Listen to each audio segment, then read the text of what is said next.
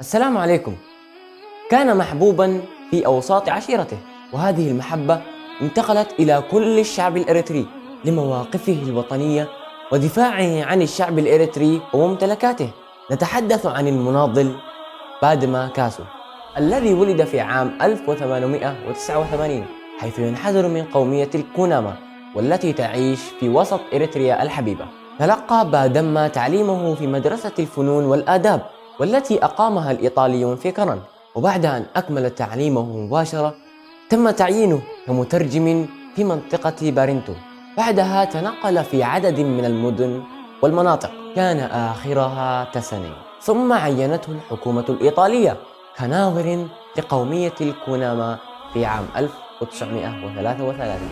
كان بادما نشطا في كل المحافل، ساعيا لاستقلال إريتريا الحبيبة، فقد كان مقاوما صنديدا ومدافعا شرسا عن حقوق الكوناما، حتى تم منحه لقب الخليفة من قبل السيد علي الميرغني.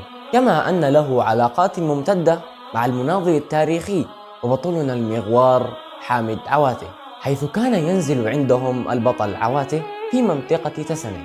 وقد استمر العطاء الكبير للخليفة بادما حتى وفاه الأجل، حيث توفي بتسني في عام 1970. وقد أصر أبناء الكوناما أن يوارى الثرى عندهم، وذلك في مدينة بارنتو. ألا رحمه الله رحمة واسعة وأسكنه فسيح الجنان، وجزاه عن أهل كوناما وكل الشعب الإريتري خير الجزاء.